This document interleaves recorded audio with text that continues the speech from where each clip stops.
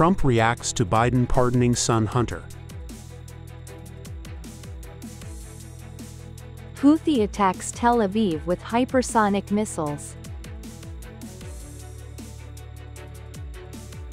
Young people return to traditional tea culture. You're watching today's news on NTV channel. My name is Hazang, your host. In the final weeks at the White House, U.S. President Joe Biden decided to use his clemency power to pardon his son, Hunter Biden, who was convicted earlier this year of gun-related charges and federal taxes. Biden's move to pardon his son contrasts with his previous commitments not to interfere in his family's legal matters. The amnesty means Hunter Biden won't be sentenced for his crimes, and it eliminates any chance that he'll be sent to prison, which was a possibility. Biden has argued that his son was targeted simply for being his child, and that the handling of the case was unfair, influenced by politics. Biden's decision has garnered public attention and was opposed by many Republican members. President-elect Trump criticized Biden for the pardon, calling it an abuse and a miscarriage of justice. A spokesman for Trump stated that the incoming president would overhaul the Justice Department controlled by the Democrats. The military spokesman for the Houthi movement in Yemen, Jahaz Sarey, announced that the group has launched an attack on the Israeli city of Tel Aviv using hypersonic ballistic missiles. In a televised statement, Syria confirmed that the missile forces carried out a military operation and accurately targeted a crucial site in the Jaffa area of Tel Aviv with the Palestinian II hypersonic missile, and the missile hit the target. The Houthi media office indicated that the Palestinian II missile, produced in Yemen, can achieve a maximum speed of Mach 16, meaning it travels 16 times the speed of sound. The missile uses solid fuel and features a two-stage design, capable of reaching targets up to 2,150 kilometers away. The Houthi military spokesman also declared that the group will intensify armed attacks with missiles and drones as long as Israel continues its military operations against Hamas in the Gaza Strip. As the Logistic Forum held in Bà Rịa Vũng Tàu province this morning, Prime Minister Phạm Minh Chính urged the removal of the obstacles to promote the development of the logistics sector. According to the Vietnam Logistics Service Enterprise Association, the logistics sector in Vietnam has achieved a growth rate of 14% to 16% in recent years, with a scale of 40 to 42 billion USD per year. Vietnam currently ranks 43rd out of 155 countries in logistics efficiency and is among the top 5 countries in ASEAN. In the coming time, the Prime Minister insisted that the logistics sector needs to implement breakthrough solutions in institutional reforms, focus on building logistics infrastructure to reduce costs and enhance product competitiveness, particularly in investing and developing aviation, railways, and expressways. In addition, it is necessary to build intelligent governance and train high-quality human resources in accordance with the new development, strives to increase the growth rate of logistics industry to 20%. Coming up next are some updated news. At the National Conference summarizing the implementation of the resolution of the 12th Central Committee, Prime Minister Pham Minh Chinh indicated that in the first 11 months of 2024, the socio-economic situation achieved better results compared to the same period last year in almost sectors.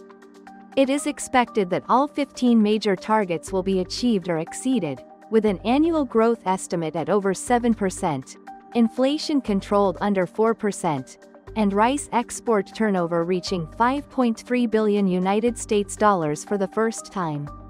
The national brand value for 2024 reached $507 billion United States dollars, ranking 32nd out of 193, up a place compared to 2023. Given the ongoing challenges in the global and regional context, by 2025, the entire country must accelerate and strive for GDP growth to reach 8%, complete at least 3,000 kilometers of expressway, successfully implement the socio-economic development goals for the whole term 2021 to 2025.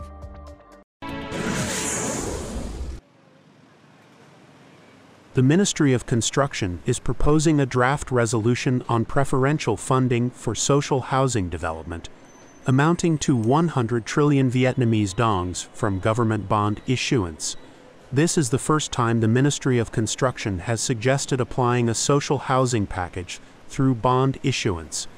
The goal of the resolution is to ensure funding for project of building at least 1 million social housing units for low-income individuals and workers in industrial zones during the 2021 to 2030 period, to facilitate housing access for people, support housing for policy beneficiaries, low-income individuals, and the poor with housing difficulties, contributing to political stability and ensuring social security. The Vietnam Asia Smart City Summit 2024 themed Smart Cities, Digital Economy Sustainable Development, opened in Hanoi and will last for 2 days. The event attracted over 2,000 domestic and international delegates, including government leaders, representatives from ministries and sectors, and many leading speakers in urban artification, technology and sustainable development. The summit aims to offer technological solutions and management strategies to help cities modernize their infrastructure and develop smart, sustainable services. It also provides an opportunity to exchange knowledge, promote the development of smart cities, and contribute to the construction of e-government, digital economy, and digital society in Vietnam.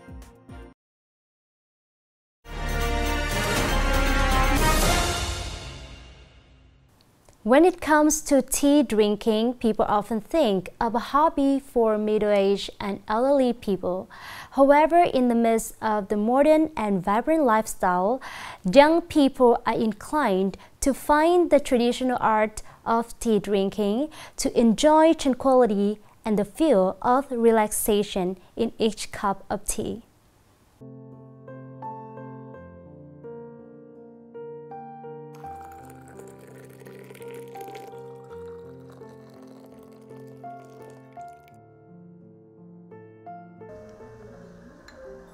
Drinking tea has been a culture of the Vietnamese people for centuries. Despite upheavals throughout history, tea has remained a beautiful cultural element in the lives of Vietnamese citizens. In tea houses, customers are mostly young and middle-aged people. Despite the age gap, they share a love for the taste of traditional teas. I feel that today, technology invades our life, and we often overlook the things around us. Choosing to enjoy tea feels very different from drinking coffee or going somewhere else. Here, there is a quiet space. Enjoying tea not only helps to relieve stress after long working hours but also provides a peaceful environment where individuals can listen to and balance their emotions. After enjoying tea, I feel like life slows down.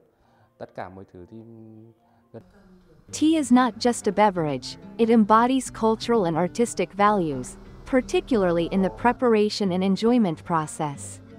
Each humble green tea leaf undergoes a meticulous process crafted by passionate tea makers. The art of tea brewing requires precision, from selecting water, temperature, to the steeping time. All elements must be harmonious to bring the perfect flavor. Returning to tradition and connecting young people with traditional tea allows them to appreciate the beauty of culture, to respect the farmers, and to have a deeper understanding of beverages, including choosing healthful drinks. In the modern rhythm of life, preserving and developing tea drinking art is not an easy task. While it seemed that tea might fade over time, the tradition of tea drinking remains strong and holds a special place in the hearts of the youth. With young people's interest, this art is gradually finding opportunities for revival and spreading. It's the end of today's news. Thank you for watching and hope to see you next time.